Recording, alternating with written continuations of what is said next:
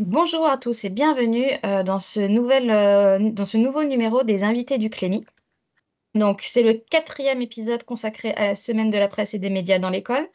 Les trois premiers replays sur Twitch avec les élèves, euh, l'infodivertissement en cycle 3 et faire la différence entre information, opinion et commentaires au collège. Les replays sont disponibles sur notre site, n'hésitez pas à aller les regarder.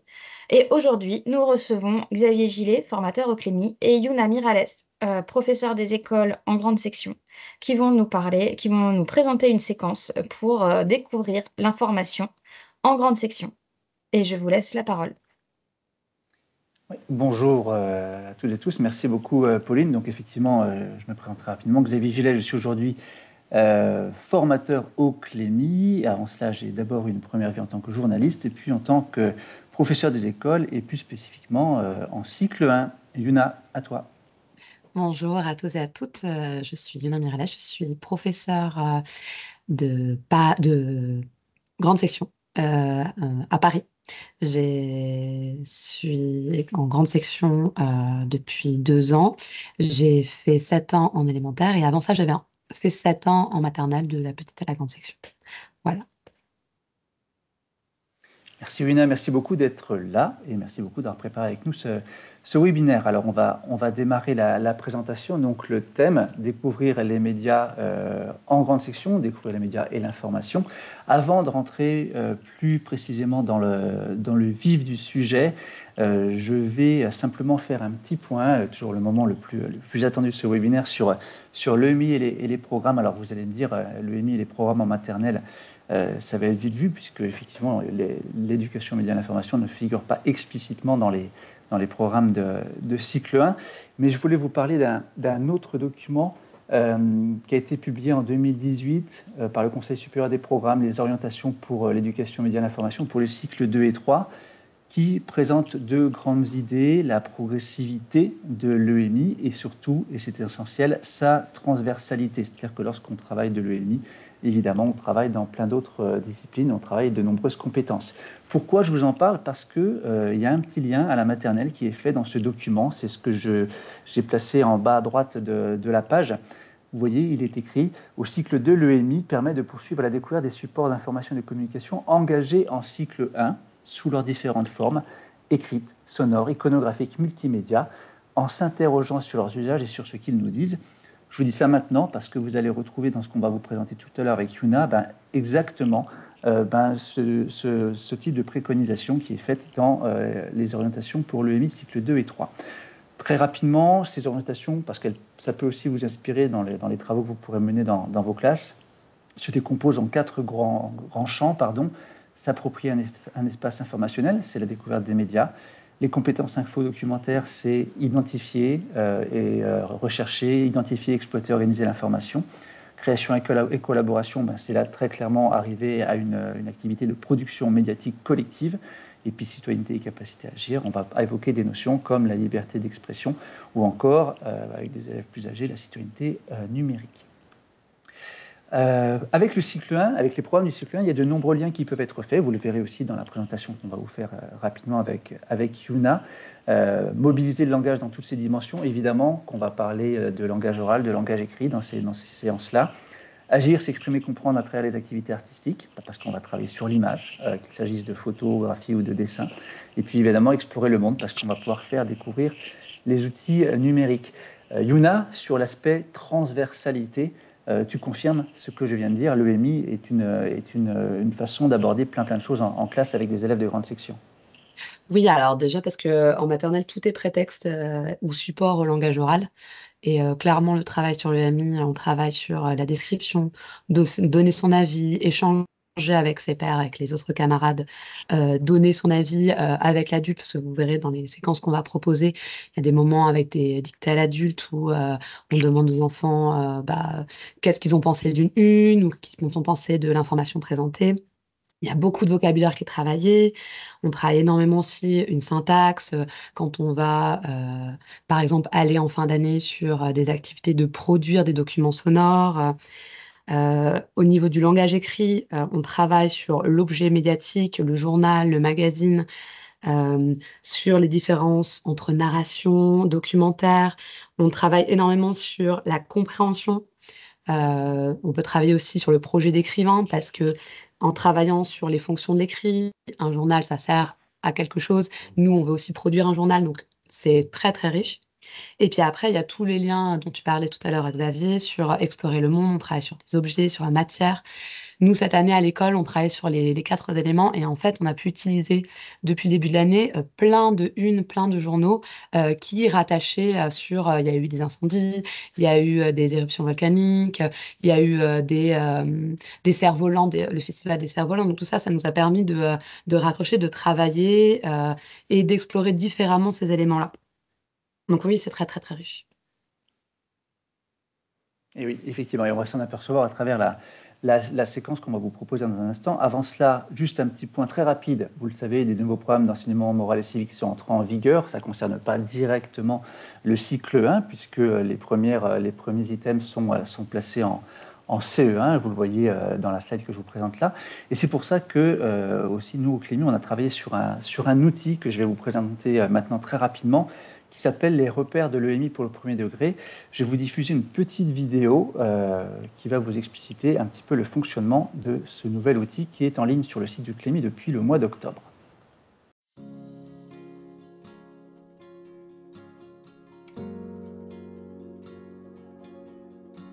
Les repères de l'EMI, c'est un outil pour aider et guider les professeurs des écoles qui souhaitent mettre en place des séances d'EMI dans leur classe. Pour construire cet outil, nous nous sommes appuyés sur 2 documents.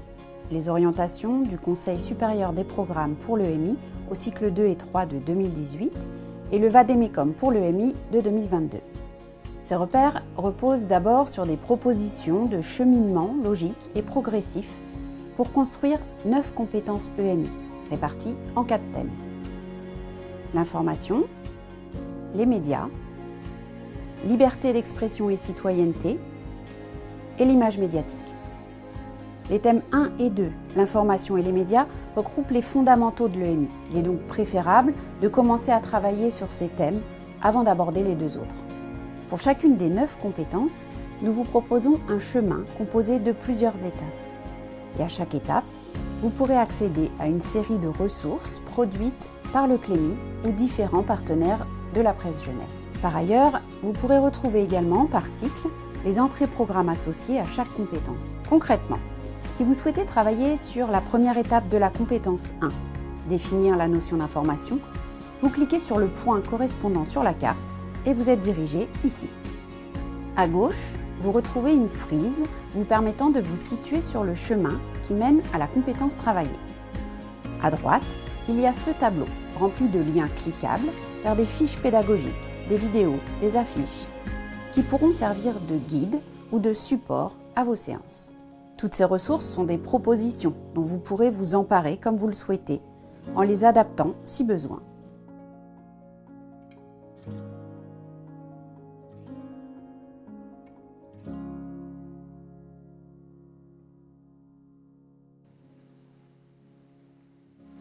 Voilà pour la présentation de cet outil. Donc très rapidement, je vais revenir sur ce qu'a expliqué la collègue. Donc 4 thèmes, 4 plans, 4 chemins pour arriver à diverses compétences. Le premier, c'est l'information, avec à chaque fois donc, des petits tableaux sur lesquels vous pouvez vous rendre pour aller trouver des propositions de ressources issues des travaux du Clémy ou proposées par des partenaires médias. Le thème 2, justement, les médias. Le thème 3, liberté d'expression et citoyenneté. Le thème 4, l'image médiatique. Alors très clairement, aujourd'hui, il y a peut-être un peu moins de ressources proposées pour le cycle 1 par rapport au cycle 2 et 3, mais on est conscient de ce manque-là actuel et on travaille très clairement à la réalisation, à la mise à disposition de nouvelles ressources pour le cycle 1. Donc voilà pour la présentation des repères de l'EMI dans le premier degré, donc vous pouvez retrouver dans les ressources sur le site du Clémy. On va rentrer dans le vif du sujet maintenant avec Yuna, donc découvrir les médias en grande session, l'objectif final de cette séquence, en tout cas de ce projet, parce que Yuna, ça s'inscrit dans le temps long. On va peut-être en dire un mot avant de démarrer la présentation. Alors déjà, moi, j'ai pensé le travail sur découvrir les médias sur 3 temps différents, mais qui se passent du début de l'année, dès qu'on commence la classe, jusqu'à la fin d'année en période 5.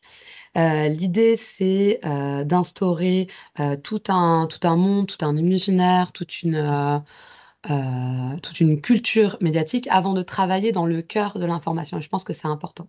Ce qui est important de dire aussi, c'est que les séquences qui sont construites, elles sont construites pour des grandes sections parce que entre 5 et 6 ans, les enfants sont capables de faire certaines choses qu'ils ne sont pas capables avant. Donc, pour des petits, par exemple, les séquences qui ont été construites, mis à part le fait qu'elles ont été pensées pour des grandes sections, on ne peut pas du tout faire la même chose avec des élèves de petite section. Et avec des élèves de moyenne section, on peut faire certains éléments, mais pas toute la globalité. Donc, c'est important vraiment déjà de se situer là-dedans, c'est que c'est un travail pour des grands, parce que au niveau de la construction cognitive, ils sont prêts à faire certaines choses que les autres ne peuvent pas forcément faire avant. Mais il y a quand même des choses qu'on peut faire avant en petite section et en moyenne section pour amener ce travail-là en grande section. Et oui, effectivement. Et justement, tu parlais de ce qu'on peut faire avant. Alors, qu'est-ce qu'on peut faire avant d'entamer cette séquence? On va vous encourager à ouvrir l'onglet Conversation sur Teams. Là, oui, en haut à gauche, vous l'ouvrez parce qu'on va vous soumettre un petit sondage par rapport à l'objectif. Donc, vous voyez, vous avez sous les yeux par rapport à ce que vient de dire Yuna. On va vous demander, à votre avis, quels prérequis sont indispensables pour se lancer dans cette séquence? Alors, avant de répondre, je vais afficher les différentes propositions. Vous pourrez répondre à plusieurs propositions. Vous pouvez cocher plusieurs propositions. Connaître la définition d'une information. B, connaître différents types de documents écrits. C, avoir lu des histoires inventées, illustrées ou non.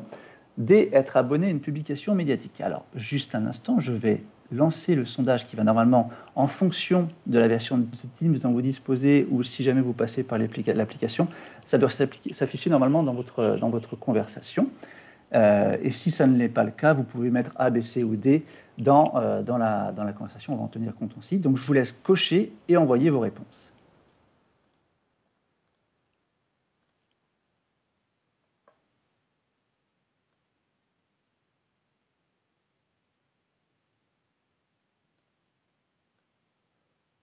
Alors, je vois les réponses qui s'affichent progressivement.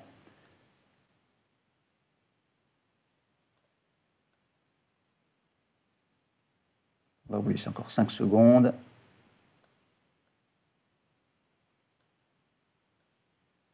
Alors, une majorité d'entre vous penche pour connaître différents types de documents écrits, suivis de près par avoir lu des histoires inventées, illustrées. Vous êtes quelques-uns à avoir voté pour connaître la définition d'une information. Yuna, on va afficher les résultats. Je vais te laisser les commenter. Donc, les prérequis que toi, tu avais identifiés, c'était ceci. Oui. Alors déjà, connaître la définition d'une information, c'est l'objectif des séquences au final. Et du coup, vraiment, c'est au contraire, souvent, c'est pas grave du tout s'ils ne le savent pas, puisqu'on va travailler là-dessus, on va construire cette définition-là. Mais c'est super important, mais ce qu'on fait déjà en classe, en fait, manipuler différents supports d'écrit, en fait, on le fait déjà. Ils voient des recettes, ils voient des documentaires, vous travaillez avec eux sur des albums illustrés. Donc, en fait, ça, c'est des choses qui sont déjà là, mais qui sont importantes parce que quand on va amener des manipulations, puis des manipulations à la classification, au tri, bah, avoir chez les élèves déjà bien conscience ou en tout cas un univers d'écrit très varié, ça permet de mieux resituer. Et après, avoir lu des histoires inventées, illustrées ou non, c'est important parce que quand on va travailler sur est-ce que c'est une histoire inventée ou est-ce que c'est une information qu'on pourrait trouver dans un journal, le fait qu'ils en aient plein, qu'ils en connaissent plein ou c'est un univers qu'ils connaissent, c'est plus facile pour eux pour aller vers d'autres choses qu'ils ne connaissent pas nécessairement. Effectivement. Alors, on va démarrer, on va rentrer vraiment dans la description de la séance. Donc, le temps, on a appelé ça des temps. Le temps 1, c'est la découverte des documents d'information. Donc, voilà comment on va procéder avec Yuna. Moi, je vais vous faire le petit descriptif assez rapide de ces temps-là. Et ensuite, Yuna va expliciter les choses avec l'aide de supports de classe qu'elle nous a apportés ou de photos prises en classe. Alors, le temps 1, il démarre ainsi, c'est-à-dire qu'on va placer plusieurs journaux, des magazines, parmi les fameux documents écrits dont on vient de parler, qui sont déjà en accès libre pour les enfants. Et puis, on va les amener à les consulter régulièrement. Là, c'est un vrai travail d'acculturation. Dans le même temps, vous pouvez commencer à mettre en place des moments d'écoute ou de visionnage, voilà, pour qu'il y ait aussi la perception d'autres types de documents médiatiques, de la radio ou de la télé. Dans un deuxième moment, dans un deuxième instant, on va demander aux enfants de faire un tri, de classer les différents documents à leur disposition, mais sans préciser de critères. Et on va effectuer le retour collectif. On va voir ce qui peut différencier un livre des autres documents proposés, et puis on va faire émerger avec eux les termes de journal et de magazine. Enfin, on va demander aux enfants de classer les journaux et les magazines en réutilisant les critères identifiés précédemment, à savoir, ça peut être la couverture, ça peut être la façon dont on ressent les feuillets, la matière dans laquelle ils sont faits, le contenu, éventuellement la périodicité. Et puis, on va conclure ce premier temps en identifiant les différents contenus des journaux, précisément, magazines, les livres documentaires, les textes, les images, les histoires, les dessins, les photos, tout ça sur une affiche. Et on va établir un bilan en créant une trace écrite, donc, qui sera sur une affiche et dans le cahier de vie, sur la base d'une dictée à l'adulte. Yuna, je vais te laisser expliciter tout ça avec, par exemple, ces supports que tu as pu proposer. Donc là, j'ai fait, avec des jeux de copier-coller et de capture d'écran, les supports que tu as utilisés en classe. L'idée, c'est durant la première période, c'est créer un univers mental, familiariser les enfants, créer un paysage connu des objets médiatiques. On se rend rapidement compte que c'est quelque chose qu'ils ont quand même dans leur entourage, soit parce que à la maison, on lit des journaux, soit parce que quand on va à l'école, sur le chemin, il y a le kiosque à journal. Nous, on sort beaucoup. La classe sort à minima une fois par semaine. On va dans des parcs autour de notre école. Et donc, on observe ce qui se passe autour de nous. Donc, on a pu déjà s'arrêter sur qu'est-ce que c'est cette maison, ils appellent ça comme ça, c'était le kiosque avec les magazines et les journaux. Et j'en ramène à l'école. Je les mets on a une caisse où on met tous nos livres, donc je ramène, je les laisse en lecture libre. Et puis on va faire des moments, en fait, il y a plusieurs temps de classe. Des moments informels, à l'accueil ou sur les temps d'autonomie où ils peuvent prendre ces documents. Des moments en groupe, en classe entière. Par exemple, je vais mettre tous les journaux d'un coup avec les magazines ou juste les journaux au milieu du tapis de la classe. Qui est notre lieu de regroupement. Et là, l'idée, c'est que les enfants, donc pendant la première période, ils observent, ils en parlent, ils échangent, ils disent tiens, on observe, on constate qu'il y a sur les images. Et après, sur des temps, des activités décrochées, on va travailler spécifiquement sur les unes, on va essayer de regrouper les éléments qu'on trouve qui pourraient être en commun, ce sont les enfants. Comme on fait de la catégorisation pour le reste, pour le vocabulaire, par exemple, on va mettre plein de journaux et plein de magazines, on va leur demander de mettre ensemble ceux qui vont bien ensemble, ceux pour eux qui vont bien ensemble.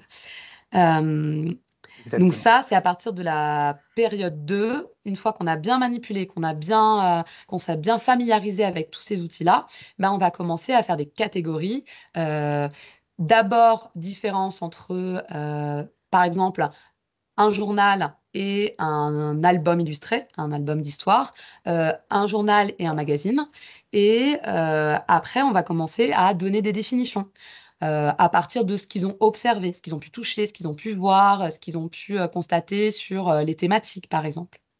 Et l'idée, c'est qu'à la fin, on arrive dans la tête des enfants, de tous les enfants, qu'ils arrivent à bien faire une différence entre magazines, journaux et livres. Sachant que dans les livres, on a déjà, en classe en période 1, vu des magazines, des livres d'histoire et des livres documentaires. Ce qui nous permet après de faire la classification entre magazines documentaires et magazines d'histoire. Il faut savoir que notre classe s'est abonnée à deux documents, le journal Le Petit Quotidien et le magazine Youpidoc. Et donc, il y a tout un rituel aussi, parce que le petit quotidien, on le reçoit tous les jours. Donc, on parlait de la transversalité des apprentissages. Avec le petit quotidien, on travaille vraiment la notion sur l'apprentissage du temps. Tous les jours, on reçoit notre petit quotidien et tous les jours, on va aller voir dans la boîte aux lettres, récupérer le petit quotidien et puis on le regarde, on l'observe. Il y a une grande image en une. Il y a la possibilité du coup de lire. Donc, il y a tout le travail avec l'écrit, lire l'entête, lire la légende, on regarde à l'intérieur, on donne son avis. D'abord, on essaie de travailler sur un horizon d'attente. Alors, ça va parler de quoi? Et donc, tout ça, c'est des éléments très, très importants. À la fin de la semaine, chaque enfant choisit sa une favorite et je lui demande pourquoi c'est celle-ci qui lui a plu ou pas. Donc, ça fait des écrits aussi. Et l'idée, c'est qu'à la fin de la période 2, dans la tête des enfants, on a vraiment vu qu'il y avait une différence entre les histoires, qui donnent des informations, les documentaires, les magazines et les journaux, et que ça ne sert pas à la même chose. Et par exemple, sur les journaux, ça a été assez rapide, assez facile au niveau du toucher de voir la différence parce que ce sont des feuillets, c'était drôle, ça leur a plu. Tout de suite, ils étaient dedans, ils étaient contents. Il y a un côté où ils ont l'air d'être grands, ils touchent des objets parce que je leur ai ramené aussi, en faisant des sélections évidemment, des journaux adultes. Je leur ai ramené Le Monde diplomatique, je leur ai ramené des vieux journaux si j'avais des journaux d'archives de la ville où j'étais. Et ça Je c'était vois ici. super. Voilà, sur le petit Ivry. Et ça, vraiment, ils étaient un peu stupéfaits sur le fait que les journaux ne sont pas attachés, ce sont des feuillets, que les pages sont recyclées. Donc, tout ça, c'était des choses où on travaille justement sur les sensations. Ce qui est important pour des élèves de cet âge-là, c'est de tout raccrocher à l'expérimentation sensorielle et ensuite réussir à en dégager des éléments permettant une définition après. Et effectivement, donc on voit les différents supports que tu peux utiliser avec eux pour le tri. Ici, ils ont dû associer chaque couverture avec le contenu aussi pour clarifier les Là, choses. par exemple, ce qui était Vas-y. intéressant sur les contenus, c'est parce que donc ils avaient la même chose pour les journaux. Et l'idée, c'était aussi qu'ils dégagent sur les journaux, il y a l'idée qu'on raconte des choses de la vie de tous les jours qui se passent soit à côté de chez nous, soit dans le monde. Alors que les magazines, il y a des thématiques. Et pour retrouver rapidement la thématique, il fallait associer les images. Donc, sur le Youpi Dog du pôle Sud, on regarde l'image qui parle du pôle Sud. Et ça, ils l'ont fait super bien. Bon, pour savoir, moi, je suis dans une école, exceptionnellement, cette année, je n'ai que 15 élèves, mais c'est exceptionnel. L'année dernière, j'en avais 23. Et on est plutôt sur des élèves, on n'est pas en REP, mais on pourrait l'être. Voilà, on est dans ces écoles où on n'est pas en REP, mais par exemple, l'IPS de l'école élémentaire, on est rattaché, c'est 106. On est en dessous, par exemple, de la moyenne nationale. Donc, ça donne un peu une image de mes élèves ne maîtrisent pas nécessairement le vocabulaire. Ils ont pas, il y a beaucoup de familles non francophones. Donc, c'est pour donner le cadre. Et le résultat, c'est que on arrive à une classification, à des définitions assez précises pour cet âge-là. Voilà. Et donc, du coup, voilà, ça, c'est des petits supports que tu as mis en place aussi dans ta classe pour que ça reste affiché, si je ne me trompe pas, c'est ça, Yuna, pour qu'ils soient Oui, sous les yeux. et ça va dans le cahier de vie des enfants. Voilà. Voilà. Donc, ils ont pu identifier ce que c'était qu'une couverture, une une, la date, la météo, les différents éléments qu'on peut retrouver sur ces documents-là. Et puis ça, parle-nous de ça, la une de la semaine. Alors ça, c'est un rituel qu'on a mis en place du coup tous les vendredis.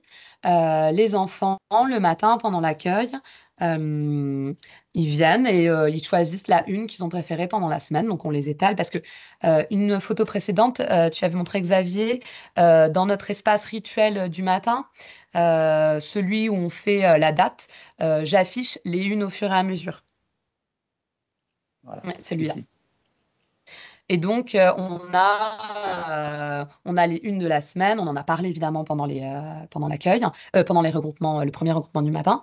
Et ils choisissent. Et c'est une petite phrase, hein, ça dure pas longtemps. C'est pourquoi, quelle est ta une préférée et pourquoi est-ce que c'est ta une préférée.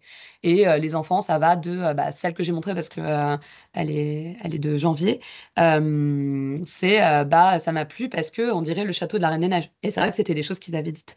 Donc ça, c'est un support au langage très intéressant parce que il y a à la fois donner son avis, il y a de la structure syntaxique qui est importante, il y a développer du vocabulaire, il y a le fait de décrire une image, parce que souvent ça passe par là, ou d'écrire un sujet ou un thème ou un élément, une information qui a été discutée en classe.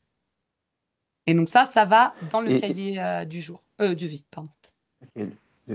et tu as fait donc, cette petite activité de dictée à l'adulte pour conclure ce premier temps. On voit ici ce que tes élèves ont proposé. On voit très clairement voilà, les petits éléments de différenciation des différents documents qu'ils ont pu identifier, tu le disais, souvent en lien avec les sensations physiques aussi. C'est les élèves, les enfants de cet âge-là, leur premier rapport au savoir, ça va être leur corps, ce que leur corps ressent, ce que leur corps sensible est en contact. Et nous, en maternelle, enfin les professeurs de maternelle, on le sait, c'est là-dessus sur lequel on va partir. On va partir de ce qui est proche des élèves, de ce qui est proche de leur corps, parce que c'est comme ça aussi qu'ils apprennent. Voilà, tu nous as fourni quelques petites photos, quelques clichés pris dans ta classe. Donc là, c'est ce que tu décrivais à l'instant, le coin regroupement où les élèves manipulent les différents documents, les journaux, les magazines, et puis échangent entre eux sur ce qu'ils voient, sur ce qu'ils découvrent. Ça a été un support d'interaction entre les enfants très, très, très riche. Souvent, ce que je faisais dans ces moments-là, et c'était un peu l'objectif, c'est aussi je les laisse. C'est-à-dire que moi, je m'installe, je peux prendre le journal, je le lis, et eux regardent, et puis j'écoute. Je note aussi les éléments qui vont ressortir sur les unes, et puis ils vont montrer, ah, regarde, là, il y a ça. Ils vont me poser des questions, parce qu'il y a des interactions entre eux, puis il y a des interactions avec moi, et puis après on range, et puis je leur demande de choisir, sur certains moments pour conclure, je leur demande de choisir, à un enfant, je lui demande de choisir, alors quel est, toi, le document que tu as regardé, donc, et on va demander, est-ce que c'est un journal? Ah, comment tu sais que c'est un journal? Donc on va les questionner, parce que du coup, on réutilise tous les mots qu'on avait pu utiliser, tout le vocabulaire qu'on a pu faire ressortir lorsqu'on a classifié, trié et classifié les différents ouvrages.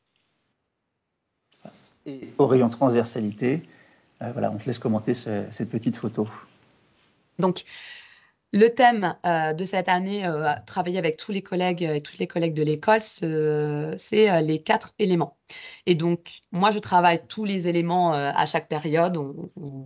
On réutilise, on travaille sur le vocabulaire, etc. Et donc, à chaque fois qu'il y a une qui peut nous raccrocher à un des éléments, et moi, je vais leur amener. Je vais, ah tiens, regardez, parce qu'on a fait une grande affiche dans la classe sur les 4 éléments. Et au fur et à mesure, on colle à la fois des images, mais ça peut être justement nos unes de journaux. Ça peut être, on essaie de trouver des éléments au niveau des bruits, au niveau des sensations. Donc, on a fait des images, des étiquettes mots-images sur ça. Et donc, on a pu travailler. Bon, là, la une du petit quotidien, c'était le soleil.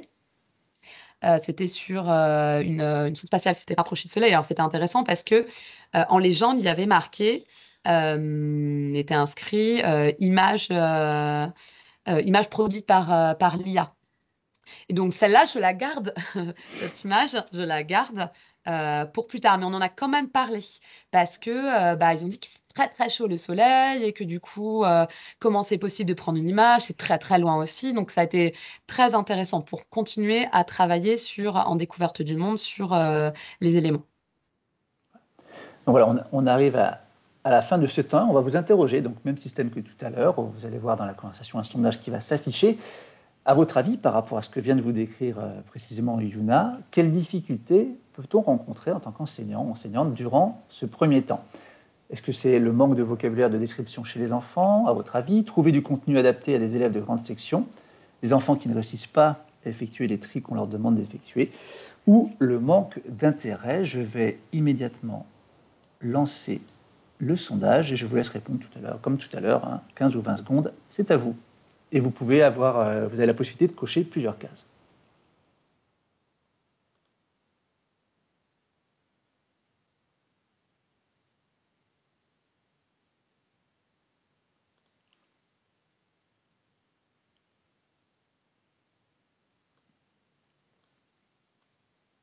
Alors, je surveille les résultats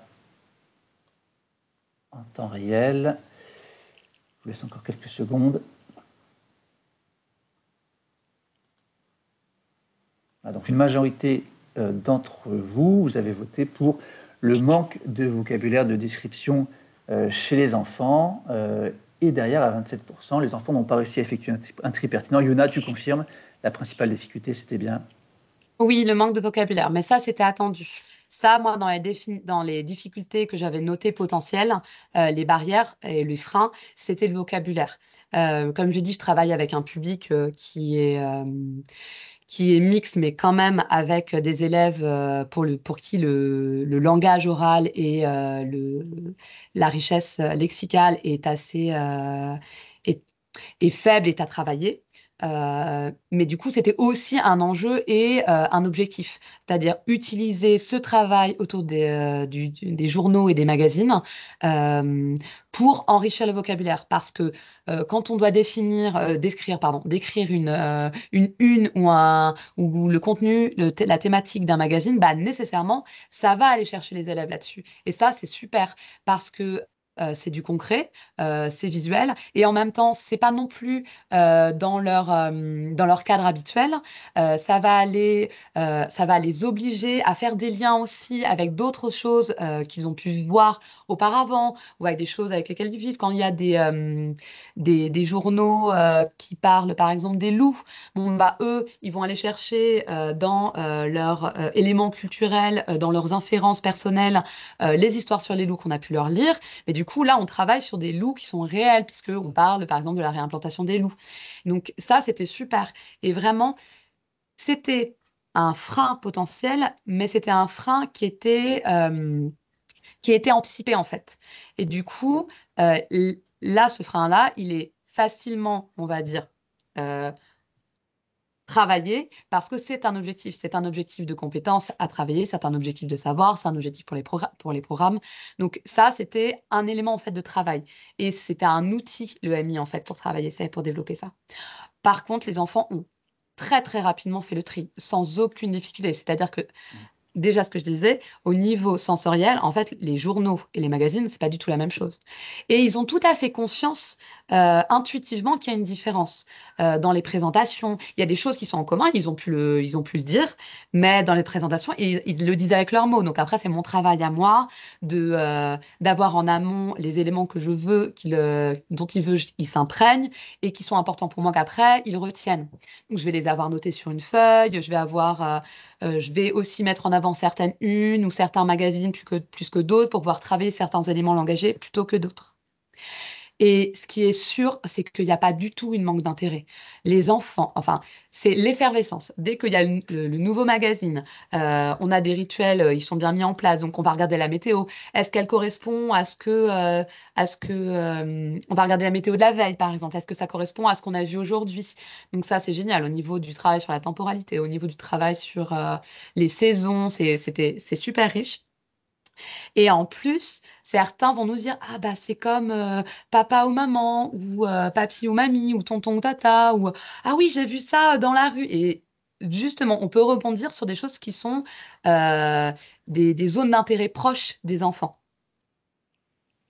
Et ça répond du coup à la question du contenu adapté aux élèves de grande section. Donc c'est parfait.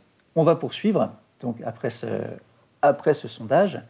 Avec le temps numéro 2, où là, très clairement, donc on a dans le temps 1 évoqué la nature, quelque part, des objets médiatiques, et bien maintenant on va commencer à s'intéresser avec les enfants à leur fonction, à découvrir ce qu'est une information.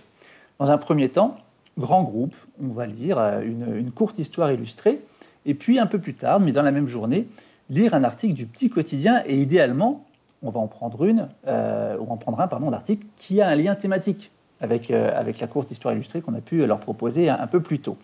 À chaque fois, on pose bien les questions de compréhension pour s'assurer que tout va bien de ce côté-là. Et on répète l'activité. L'idée, à cet instant-là, c'est d'amener les enfants à bien différencier ce qui relève de la fiction et ce qui relève de la réalité, avec cette question que tu leur posais, Yuna, est-ce que ça pourrait arriver dans la vraie vie? Ensuite, en petits groupes, on va reprendre les bilans qui ont été faits à la fin de la première séance, et puis distribuer des images, des dessins ou des photos. Et pareil, on va demander aux enfants de faire le tri entre ce qui relève du réel et ce qui relève du fictionnel. On va leur demander de dessiner un élément réel et un élément fictionnel et de déterminer, eux, si c'est vrai ou si c'est inventé. Temps suivant, en grand groupe, on va annoncer aux enfants une information dont on sait, nous, adultes, qu'elle est inexacte. Par exemple, ça c'est Yuna qui avait trouvé cet exemple-là, aujourd'hui, à partir d'aujourd'hui, il y aura des frites tous les jours à la cantine. L'effervescence dans la classe, évidemment. Mais on va leur demander aux enfants de formuler des hypothèses pour vérifier son exactitude. Donc, à qui on pourrait aller demander la confirmation de cette chose-là. On va leur demander de bien formuler les questions à poser, faire le bilan collectif, et puis proposer progressivement d'autres informations inexactes et demander aux enfants de réfléchir à leur vérification. Ce temps-là, que tu vas expliciter dans un instant, Yuna, on le conclut en établissant une trace écrite pour indiquer qu'une information doit être vérifiée et qu'il faut toujours se poser la question de qui donne l'information. Donc la question sous-jacente, c'est celle de la source, même si on ne leur dit pas comme ça. Et on va faire émerger à cet instant le terme de journaliste. Yuna, c'est à toi d'expliciter tout ça. Donc là, je vais, pareil comme tout à l'heure, diffuser un petit peu les éléments que tu avais utilisés, les documents que tu as utilisés pour travailler avec les enfants sur ce sujet-là. Alors, du coup, cette séquence, cette deuxième séquence, c'est celle que je suis en train de faire actuellement avec les enfants et qui est en train de se faire actuellement. C'est celle qui, pour moi, a été la plus sensible parce que je travaille avec des élèves qui ont entre 5 et qui vont avoir 6 ans. Aucun de mes élèves a 6 ans actuellement, mais qui vont avoir 6 ans actuellement. Et il y a toute une réflexion à faire à qu'est-ce qui est judicieux de leur présenter, qu'est-ce qui est judicieux de leur demander et qu'est-ce qui est approprié par rapport à leur âge, par rapport au contenu, par rapport au programme. Donc l'idée, c'était de réussir à aller à la fin de la séquence sur se questionner, est-ce que c'est vrai? Si oui, sinon, pourquoi? Est-ce que c'est possible? Si oui, pourquoi? Sinon, pourquoi? Et faire une différence entre réel, irréel et possible, pas possible. Parce que, par exemple, quand on va travailler sur un album illustré sur la pomme et on va avoir un personnage qui mange une pomme, c'est quelque chose de possible. Mais est-ce pour autant réel, vu que c'est dans un album illustré? Et donc, pour faire ça, j'ai réfléchi à qu'est-ce qui serait le mieux, sachant que ce sont des élèves de 5 ans qui vont avoir 6 ans. Il faut donc rester sur des choses proches d'eux, proches de leur capacité cognitive aussi. Il faut savoir qu'à cet âge-là, ils sont en train de finaliser la capacité de la théorie de la pensée, c'est-à-dire être capable de comprendre leurs états mentaux et les états mentaux des autres. Avant cet âge-là, avant 5 ans, ils sont en train de le construire ou pas du tout accessible. Donc, c'est aussi qu'est-ce qu'ils sont capables de comprendre sur la notion de réel, irréel. Ils sont capables de comprendre beaucoup de choses. C'est pour ça que c'est d'ailleurs à cet âge-là où ils commencent à se questionner ou à se dire que non, le Père Noël existe ou n'existe pas. C'est des questions qui sont venues, par exemple, au moment de la fin d'année 2024. Il y a des questions qui commencent à émerger. C'est là où je me dis, OK, c'est bon, on est dans le bon sens, ils sont prêts, on est dans un bon cheminement de pensée pour les enfants. L'idée, c'est de travailler sur des images, sur une variété d'images. Donc là, vous voyez, il y a une image d'avion, une image de loup avec des photographies, et de travailler parallèlement avec des images construites par des IA sur des photographies. Et de leur présenter à la fois des éléments issus du narratif, donc des albums illustrés. Xavier, je pense que tu as l'image de le feu et la couverture. Voilà, c'est ça. Donc, moi, mon choix, c'était de leur présenter d'abord, de faire des différences entre, sachant toute les périodes avant où on a vu des journaux, donc on a déjà cet élément culturel commun, ce paysage culturel de ce que c'est qu'un journal. C'était important de le poser. Donc, du coup, on a un album qu'on va lire au regroupement, comme on lit d'autres albums sur des temps de compréhension ou sur des temps de lecture offertes. Et puis, je vais poser des questions. Et puis, dans la même journée, je vais lire l'article. Ah, tiens, les enfants, euh, on a lu ce matin l'album Le Feu, mais j'ai retrouvé un journal, un petit quotidien qui parlait de ça. Et là, je vais les interroger sur est-ce que ce qu'il y a dans Le Feu, c'est quoi la différence entre le journal ici et l'album illustré? Et en fait, très rapidement, ils étaient capables de me dire, ah bah c'est une histoire. Ah bah c'est pas vrai. Donc en fait, c'est déjà là qui sont soit intuitivement faits, soit parce que les parents à la maison ou d'autres personnes qui côtoient les enfants, c'est déjà des choses qui ont pu être dites. Et donc à partir de là, bah, on va travailler sur cette notion de est-ce que c'est réel ou est-ce que c'est pas réel. Conjointement, je vais faire des activités décrochées avec des petites images comme montrait Xavier tout à l'heure, avec l'avion qui est photographié dans le ciel, ou le personnage d'apparence féminine qui vole. Bon, bah là, je vais leur demander, est-ce que c'est possible? Est-ce que c'est pas possible? Est-ce que c'est réel? Est-ce que c'est irréel? L'image, je vais présenter aussi des images possibles, mais qui sont irréelles. Et l'idée, c'est d'essayer de toujours avoir des pendants réels et irréels pour vraiment confronter ces images-là. Et ça va un peu dans le lien avec ce qu'on trouve dans les méthodes quand on travaille la compréhension. Par exemple, les méthodes style Naramus. En amont de travailler sur un ouvrage, on va travailler sur les différentes représentations des personnages. Si vous travaillez sur un écureuil, bon, bah, vous allez lui montrer les images de l'écureuil dans le livre, et puis vous allez montrer les photographies d'écureuils et peut-être un film d'écureuils, un dessin animé d'écureuils. Et puis c'est travailler en lien avec toutes ces manières dont on a à se représenter le monde et à identifier un élément que je peux croiser dans la vraie vie, on va dire, ou que un loup, je peux le croiser au zoo, par exemple. Donc, si jamais c'est des images que vous choisissez, vous pouvez essayer de joindre avec une sortie si vous avez un zoo pas très loin. Ou sans zoo, vous pouvez très bien travailler sur, moi je l'ai fait, sur les arbres. Et j'ai travaillé sur l'album Mon arbre avec un petit écureuil qui mange l'arbre généreux. Et puis, on a travaillé sur des documentaires sur l'arbre, des livres documentaires. Et on a vu des magazines qui parlaient des arbres, des magazines de jardinage, par exemple, ou des journaux où ça parlait de forêts ancestrales, de forêts de séquoia, etc. Et puis, on est allé dans la nature voir des arbres et on les a pris en photo. Donc, l'idée, c'est de faire des liens, des connexions avec les enfants pour qu'après, mentalement, eux, ils arrivent à identifier qu'un élément peut être possible, le trouver dans la vraie vie, mais être dans une histoire irréelle ou être dans un sujet réel comme celui du journal. Et c'est un peu l'objectif. Ça, c'est le premier temps. Mais tout se fait un peu en même temps. On est en maternelle, donc on travaille tout en même temps. Et après, le troisième temps, pardon, quand on a mis ça en place, c'est travailler sur cette notion d'information. Parce que je suis sûre que dans vos classes, vous avez des fois des enfants qui arrivent. Mon papa, il m'a dit qu'il n'y avait pas classe demain. Ou mon papa, il m'a dit que.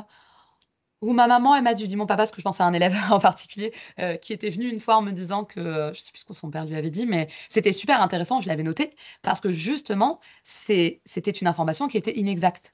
Et donc, on peut partir de ça. Et d'abord, je l'ai réutilisé pendant cette période-ci. Et l'histoire de la cantine, alors, c'est pas de moi, c'est Anne Le Chaudel qui me l'avait suggéré. Euh, Quand on avait commencé à discuter de faire de l'EMI en cycle 1. Et, euh, et en fait, c'est parce que l'idée, c'est de partir quand même du concret des élèves, de ce qui leur touche et de ce qui est immédiatement, ce qu'ils peuvent expérimenter immédiatement. Et donc, leur dire, oh, les enfants, on m'a dit que vous alliez manger des frites tous les jours à la cantine. Ou on m'a dit que vous n'alliez pas avoir de galettes des rois cette année. Ou des reines, enfin de galettes. Et on les laisse faire, on les laisse vivre l'expérience. Et puis le premier jour, non, on n'a pas de frites. Le deuxième jour, non, on n'a pas de frites. Le troisième jour, alors le quatrième jour, j'ai des enfants qui sont venus plusieurs fois. Puis le quatrième jour, mes maîtresses, ils nous ont raconté n'importe quoi, c'est pas vrai. Et là, je sais pas, comment est-ce qu'on peut vérifier? Et en fait, de cette expérience-là, ou non-expérience, du coup, ça les stimule beaucoup, c'est proche d'eux, et puis ils ont envie de savoir. C'est-à-dire que la maîtresse ou le maître a une posture quand même particulière, pardon.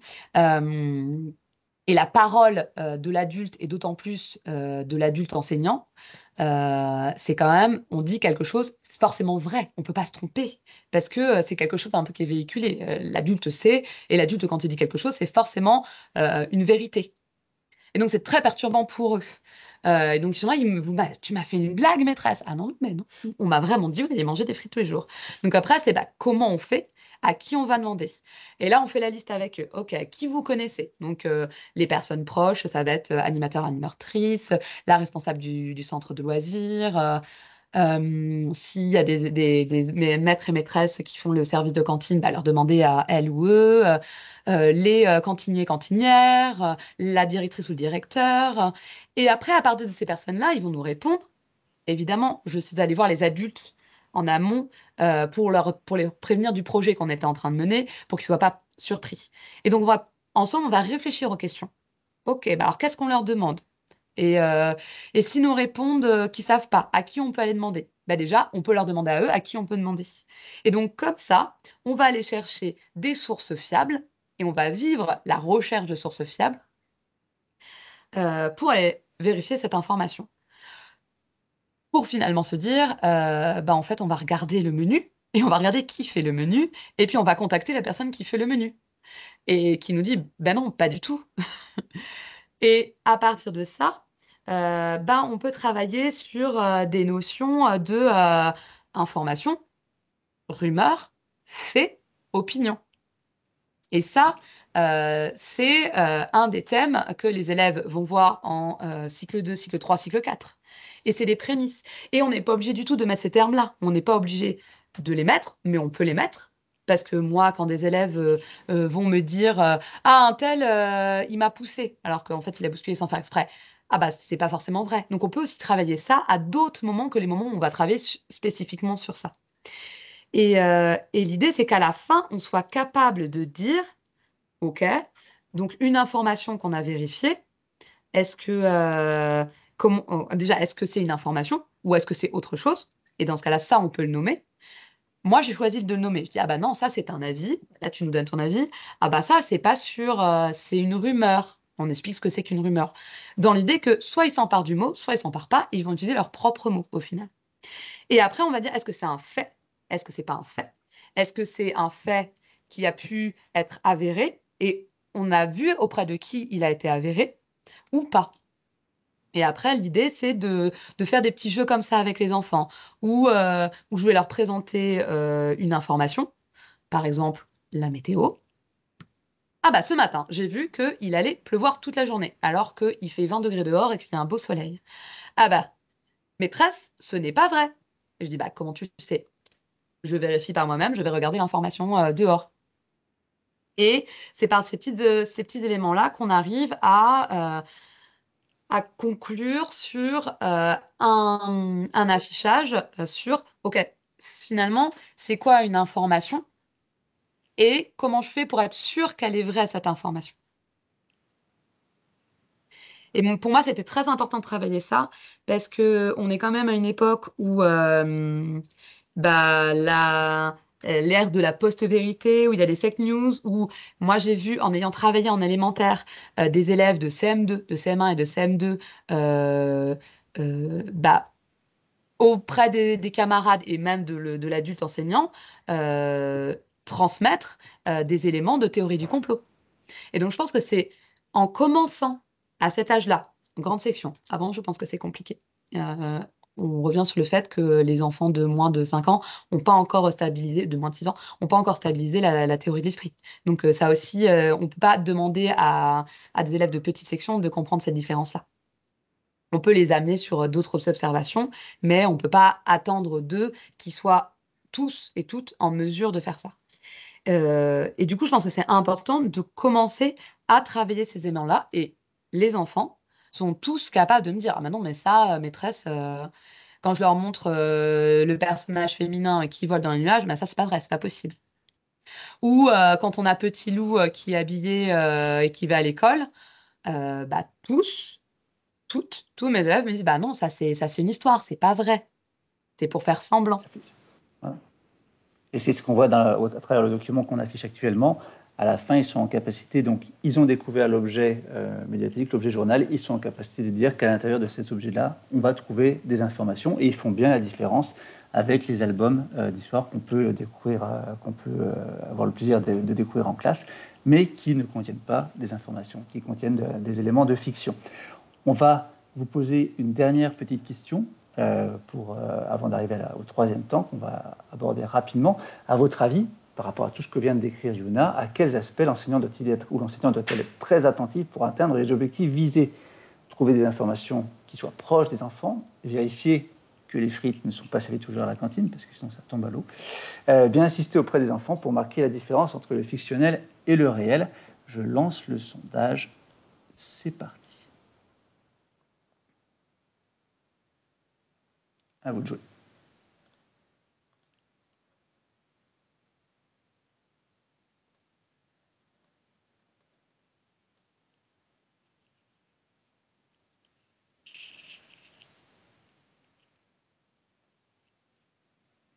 Donc très rapidement, effectivement, très grande majorité, vous avez voté pour trouver des exemples d'informations qui soient proches des enfants. Bon, je dis très grande majorité, pas franchement. Après, il y avait aussi bien insisté auprès des enfants pour marquer la différence entre le fictionnel et le réel. C'est à peu près 50-50 même. Mais ça rejoint un petit peu ce que tu disais à l'instant, Yuda. On va trouver, c'est effectivement les deux éléments qu'il fallait identifier. Tu l'as bien décrit, pour qu'ils marquent la différence entre le fictionnel et le réel. On va avancer. Juste, Yuna, tu voulais ajouter quelque chose? Oui, à la fin, l'idée, c'est quand même à la fin de cette séquence-là, c'est d'arriver à faire émerger que, OK, il y a des informations, mais on va pas les trouver n'importe où, et c'est pas n'importe qui les produit aussi. Parce que, je dis ça parce que c'est en lien avec la séquence 3, c'est important. C'était l'objectif un peu, c'est l'objectif à atteindre pour moi pour me lancer dans la séquence 3.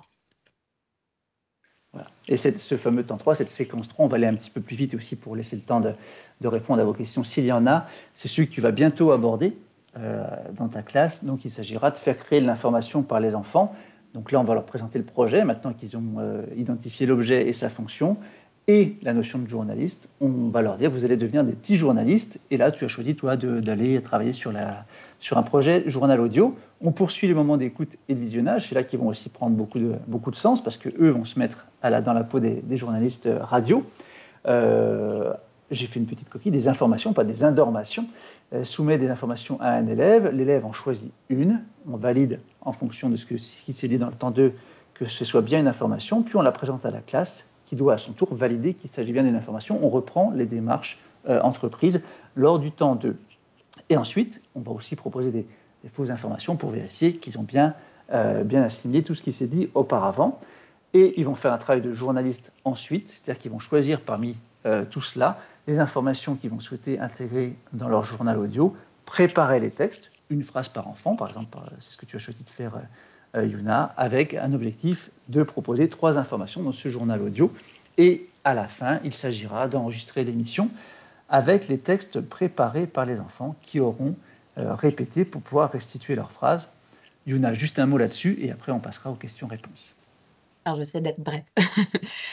L'idée, déjà, c'est que ce temps 3, cette séquence 3, elle commence un peu conjointement avec la fin de la séquence 2. C'est pas forcément... c'est pas linéaire en maternelle. On revient sur des choses, c'est circulaire. Mais c'est important de travailler sur cette notion d'information parce que comme eux et elles vont produire une information, c'est important qu'ils sachent ce que c'est. Parce que si j'ai un élève qui me dit ah bah moi je voudrais parler du fait que j'ai mangé une banane ce matin, c'est super intéressant. Moi ça m'intéresse qu'il m'en parle.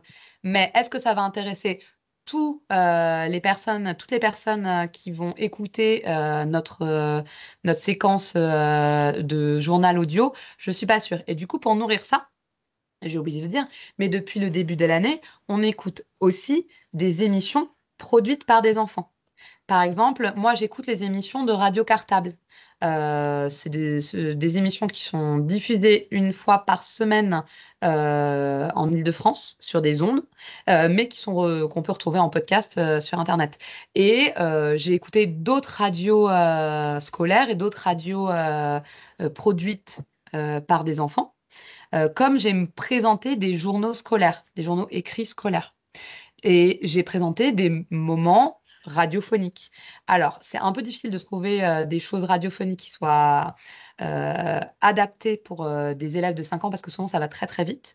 Mais je vais choisir, par exemple, dans l'émission Les Petits Bateaux, où je vais essayer de trouver les émissions Les Odyssées, qui sont des narrations d'histoires de personnages publics et historiques. Et on va travailler sur, on va écouter la météo. J'aime bien écouter la météo marine avec les enfants, c'est très rigolo. Il y a un côté très apaisant au moment du retour au calme. Mais on va écouter voilà, des éléments comme ça et on va discuter ensemble. C'est les moments où on va discuter, OK, qu'est-ce que vous avez envie de produire, de dire, qu'est-ce que vous voulez partager. Donc, on va faire la liste ensemble de ce qu'on peut, ce qu'on peut dire et on va discuter ensemble de est-ce que c'est légitime ou pas, en fait? Est-ce que c'est intéressant? Est-ce que ça concerne un grand nombre? Et est-ce que c'est quelque chose qui est vérifié et stable? Et à partir de là, une fois qu'on a fait tout ce travail-là, où moi, par rituel, je leur ai présenté des informations, ou après, c'est les enfants qui présentent ces informations.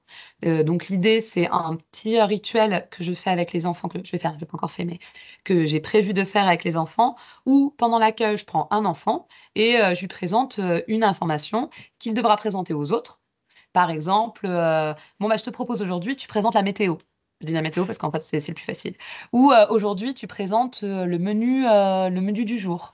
Ou aujourd'hui, bah, j'ai appris que le nouveau film sort au cinéma. Tiens, si tu le partages avec tes camarades. Et donc, et avec les enfants, pendant le moment du rituel, l'idée, c'est qu'ils s'installent à ma place et puis ils présentent aujourd'hui l'information du jour. Voilà, comme un petit rituel. Et à partir de ça, après, comme la période 5, c'est quand même la plus longue des périodes, on a le temps d'installer les éléments. Vous pouvez retrouver sur le site du CLIMI un webinaire de l'année dernière sur construire une radio de classe en maternelle, où on vous explique les étapes. Mais l'idée, c'est un peu de chaque enfant va dire une phrase, mais c'est une phrase. Parce qu'il va falloir l'apprendre, parce que il faudra la construire. Et moi, je l'ai fait l'année dernière avec ma classe. Donc, construire un projet radio ou un objet radiophonique ou un podcast audio, en objet audio, j'ai déjà essayé et ça fonctionne super bien. Et j'ai choisi de le faire à ce moment-là de l'année. Vous pouvez le faire avant. Mais moi, ce qui m'intéressait, c'était l'idée qu'on ait vraiment travaillé la définition et l'idée de ce que c'était qu'une information pour qu'ils aient vécu, expérimenté ça avant d'en produire eux-mêmes. Voilà. Et du coup, donc là, on arrive au terme de ton processus, Yuna. Il y a des prolongements possibles. Toi, tu en avais identifié deux notamment. Bah, c'était pour poursuivre cette démarche de découverte des médias, c'est découvrir d'autres métiers de l'information. Et puis, là, tu as travaillé sur de l'audio. Donc, ça serait, par exemple, réaliser un journal écrit, potentiellement.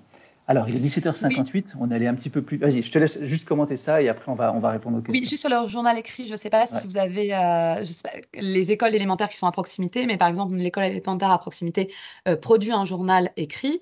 Bon, bah, moi, ce que j'ai proposé comme liaison grande section CP, c'est que les grands proposent un petit article qui sera inséré dans le journal de l'élémentaire. Voilà. Parfait. Eh bien, merci beaucoup, Yuna, pour tous ces détails très précis sur la façon dont tu as travaillé avec tes élèves sur cette notion de découverte des médias et de l'information. Pauline, est-ce qu'il y a quelques questions rapidement auxquelles Yuna pourrait répondre? Alors oui, donc n'hésitez pas à poser des questions dans le chat. Il y a eu une question dans le chat qui était en termes de contenu. Comment travaillez-vous avec des élèves qui sont non lecteurs? Puisque par définition, ils sont non lecteurs. Bah, de toute manière, comme on travaille habituellement en maternelle, c'est-à-dire que moi, l'intérêt des journaux comme le petit quotidien ou des magazines comme Youpidoc, c'est que, en fait, il y a des illustrations où il y a des photographies. Et moi, je vais leur lire, par exemple, les titres, je vais leur lire les articles, et à partir de là, on va échanger. Ou je vais travailler à partir d'images, de banques d'images, sur réel ou irréel. Bon, moi, je vais leur montrer une photographie. De ce qu'on avait montré de l'avion qui vole et un dessin de, je ne sais pas, d'un super ou d'une super héroïne qui vole dans le ciel. En fait, je travaille de la même manière que je vais travailler sur des albums. Et les albums, c'est bien de l'écrit qu'on propose à nos élèves qui sont non lecteurs. Et pour des plus grands, je pense que c'est tout à fait possible. D'ailleurs, dans les préconisations, on dit de plus en plus qu'il faut éviter de montrer les images en amont, qu'il vaut mieux lire tout l'album, par exemple, ne pas montrer les images, pour permettre aux enfants de construire les images mentales de l'histoire. Bah, c'est pareil pour ça. Et on essaye d'aller à hauteur des enfants, avec un vocabulaire approprié, avec des documents et des thèmes qui sont proches d'elles et d'eux, et d'adapter le contenu pour que ça soit compréhensible pour eux et pour elles. Merci, Yuna. Alors, n'hésitez pas, on peut peut-être prolonger d'une ou deux minutes si besoin. On te dit bravo et merci, Yuna, dans la conversation, pour cette vraie formation. On vous laisse encore 15 secondes si vous souhaitez, ou 30 secondes si vous souhaitez poser une question à la conversation. Pauline me regarde avec des gros yeux parce qu'elle sait qu'il va falloir bientôt conclure. Non, ça a l'air d'être bon. Merci pour tous ces merci. On espère qu'effectivement, ce que vous a proposé Yuna aujourd'hui pourra vous être utile. Encore une fois, l'idée, c'était aussi de vous donner des pistes en vue de la semaine de la presse et des médias dans l'école, parce que si vous y êtes inscrit, vous allez pouvoir bénéficier de documents médiatiques dans vos classes qui pourront vous servir de support pour entamer ce projet. Alors, Yuna l'a mené sur un temps très long, sur l'année scolaire. Vous pouvez aussi le faire à partir peut-être de cette période mars jusqu'en juin, un peu plus accéléré. C'est tout à fait envisageable. Ce qui est possible de faire, par exemple, c'est travailler sur des unes qui peuvent être ou sur des choses plus petites. Moi, j'ai fait un gros projet sur l'année avec les 3 séquences, mais je pense que juste utiliser déjà, en fait, mettre en contact les enfants avec ces documents-là, ça les nourrit et ça leur ouvre aussi d'autres rapports avec les écrits.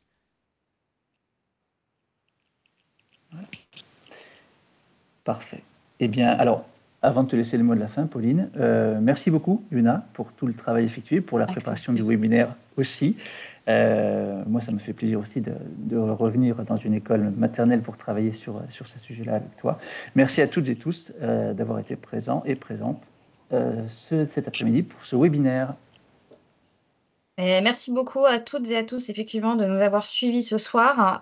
Nous concluons ainsi notre cycle thématique sur préparer sa semaine de la presse et des médias dans l'école. Vous retrouverez ce webinaire en replay très prochainement, au plus tard début de la semaine prochaine. Et vous pouvez d'ores et déjà retrouver tous les autres webinaires de ce cycle sur notre site.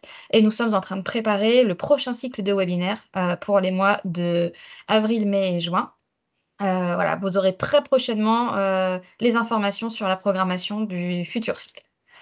Et ben, je vous remercie à tous. Merci beaucoup à Yuna d'avoir pris de son temps pour nous expliquer ce qu'elle fait avec ses élèves. C'était extrêmement riche. Et je vous souhaite une très bonne soirée à toutes et à tous. Bonne soirée. Au revoir. Bonne soirée.